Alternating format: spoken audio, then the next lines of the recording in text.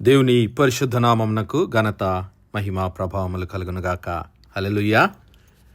మరొకసారి ఈ అనుదిన బైబిల్ ధ్యానములకు మీ అందరినీ మన రక్షకుడు ప్రభు అయిన యేసు క్రీస్తుల వారి పరిశుద్ధ నామములో ప్రేమతో ఆహ్వానిస్తున్నాను. పిల్లరా, 2026 సంవత్సరము లెంట్ సీజన్లో మనమందరము దేవుని సహవాసంలో తిరిగి మన ఆత్మీయ జీవితాలను చిగురింప చేసుకోవడానికి కావలసినటువంటి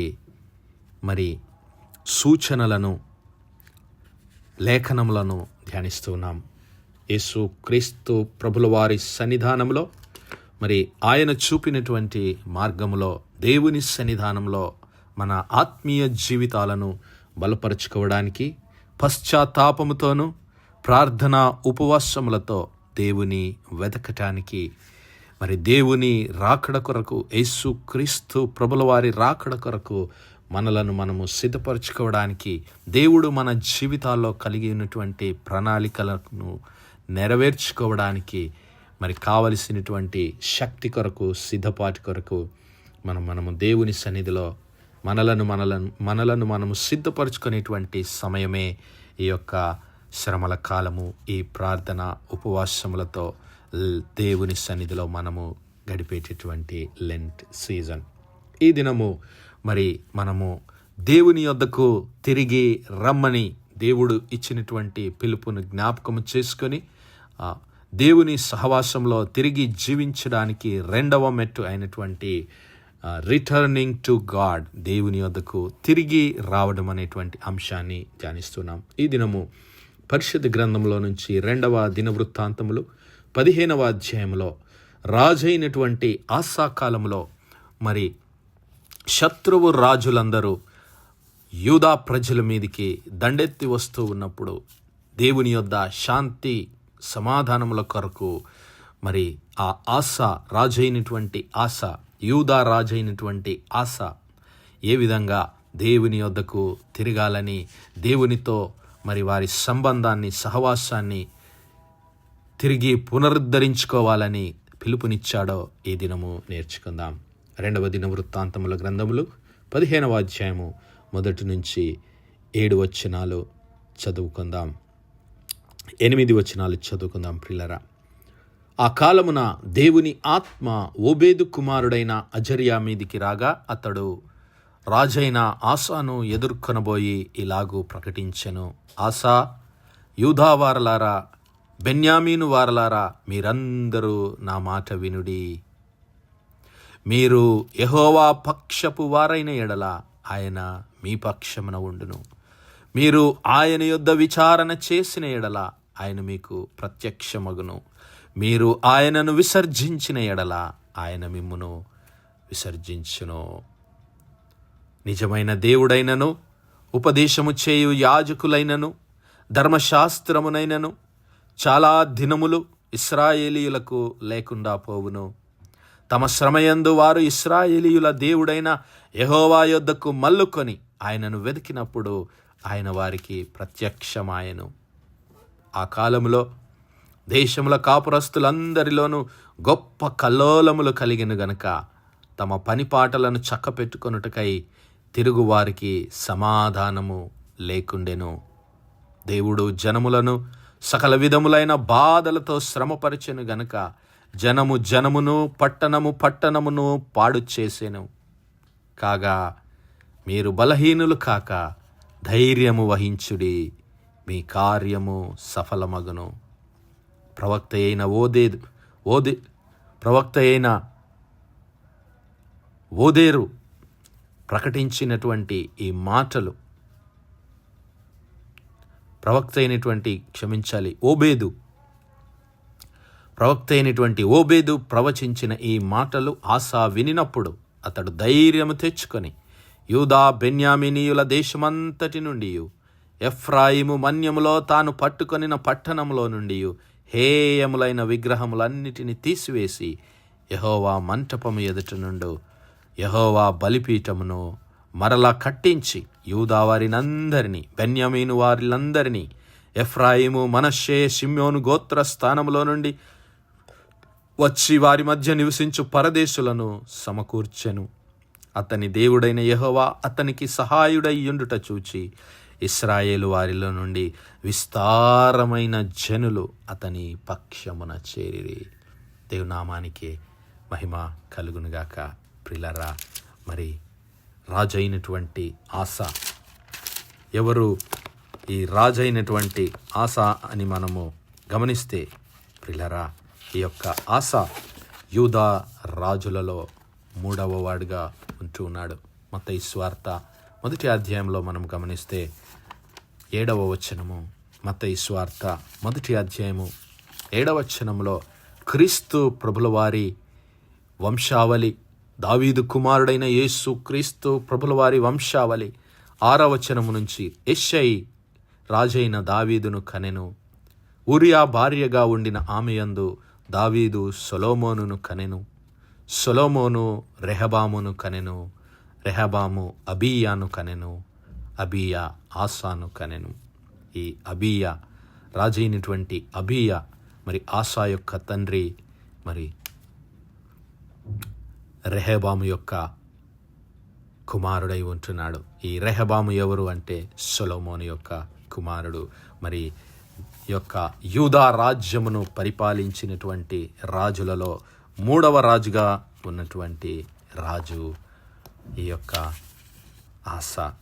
మరి రాజైనటువంటి ఆస యెహోవా యందు భయభక్తులు కలిగి, మరి తన పితరులు చేసినటువంటి దోషములను, తన పితరులు చేసినటువంటి మరి అతిక్రమములను చేయక యెహోవాయే మాకు దేవుడై ఉన్నాడని అజీవము కలిగిన దేవుని వైపునకు ఆయన తిరిగాడు.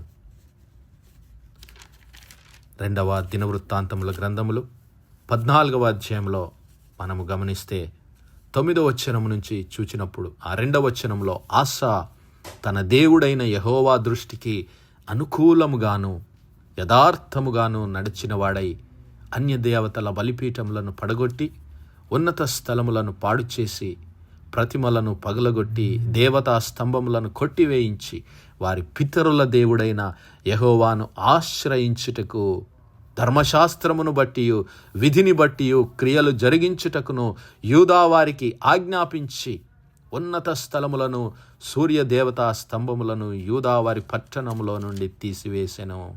అతని ఏలుబడి అందు రాజ్యము నెమ్మదిగా ఉండెను.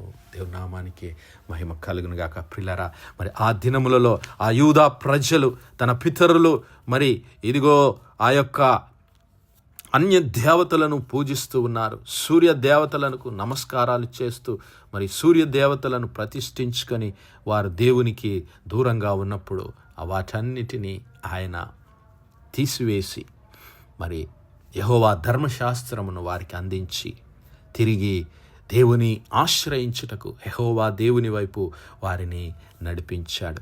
అంతేకాదు, ఇదిగో కూషీయుడైనటువంటి జరాహు, రాజైనటువంటి జరాహు వారి మీద దండెత్తి వేవేల సైన్యమును 300 రథములను కూర్చుకొని బయలుదేరి మారేషా వరకు రాగా ఆసా అతనిని ఎదుర్కొనబోయేను. వారు మారేషా నొద్ద జెపాతా అను పల్లపు స్థలమందు పంక్తులు తీర్చి యుద్ధము కలుపగా ఆసా తన దేవుడైన యెహోవాకు మొర్రపెట్టి, యెహోవా, విస్తారమైన సైన్యము చేతిలో ఓడిపోక ఉండ బలము లేని వారికి సహాయము చేయుటకు నీకన్నా ఎవరు లేరు. మా దేవా యెహోవా, మాకు సహాయము చేయుము. నిన్నే నమ్ముకొని ఉన్నాము. నీ నామమును బట్టియే ఈ సైన్యమును ఎదురించుటకు బయలుదేరి ఉన్నాము. యెహోవా, నీవే మా దేవుడవు.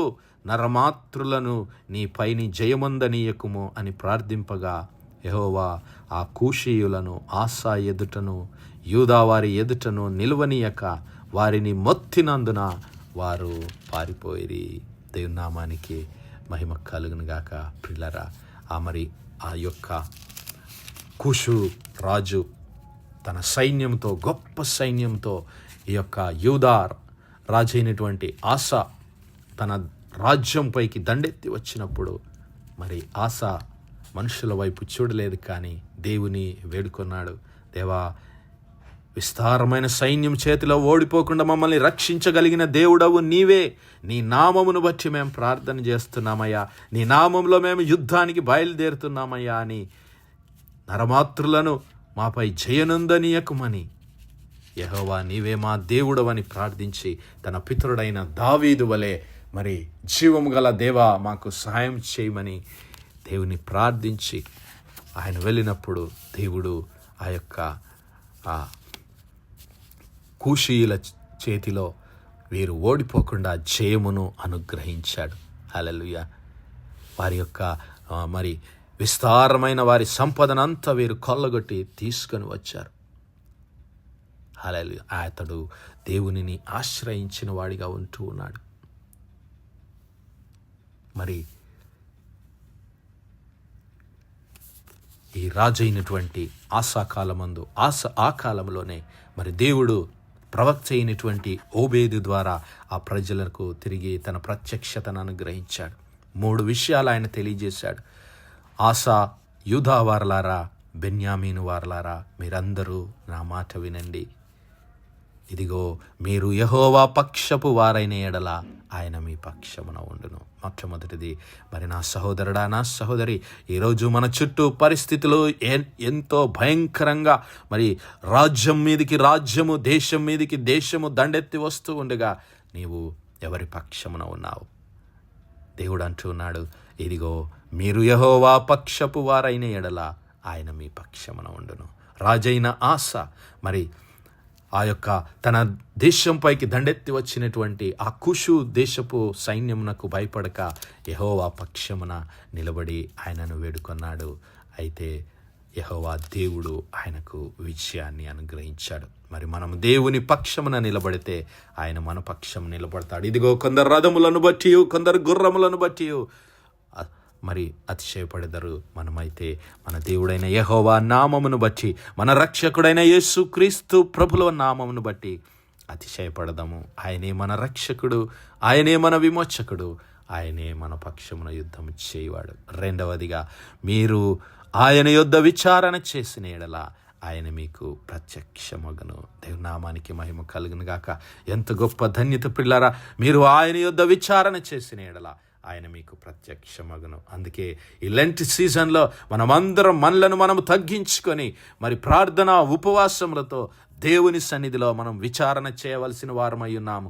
ఆయన యుద్ధ మనం విచారణ చేస్తే, ఆయన యుద్ధ మనలను మనం తగ్గించుకొని మన పాపములను ఒప్పుకొని ఆయనకు మనలను సమర్పించుకుంటే ఆయన మనకు ప్రత్యక్షమవుతాననేటువంటి వాగ్దానం చేస్తున్నాడు. ఇక మూడవది, మీరు ఆయనను విసర్జించిన ఎడల ఆయన మిమ్మను విసర్జించును. ఎంత గొప్ప దౌర్భాగ్యం ప్రియులారా. మరి నీవు నేను దేవుని విసర్జిస్తే ఆయన మనలను విసర్జిస్తానంటున్నాడు. కాబట్టి మనము రాజైనటువంటి ఆసాకు దేవుడు ప్రవక్త అయినటువంటి ఓబేదు ద్వారా తెలియజేసినటువంటి ఆ వర్తమానాన్ని నమ్ముదాం. మనము యెహోవా పక్షమున నిలబడదాం, ఆయన మన పక్షం నిలబడతాడు. మనం యెహోవా యొద్ద విచారణ చేద్దాం, మనలను మనం ఆయనకు సమర్పించుకుందాం, ఆయన మనకు ప్రత్యక్షమవుతాడు. మరి ఆయనను విసర్జించకుండా ఆయన కొరకు జీవిద్దాం. అట్టి కృప, అట్టి ధన్యత దేవుడు మనందరి జీవితాల్లో దయచేయనుగాక. ఆమేన్, ఆమేన్, ఆమేన్. ప్రార్థించుకుందాం.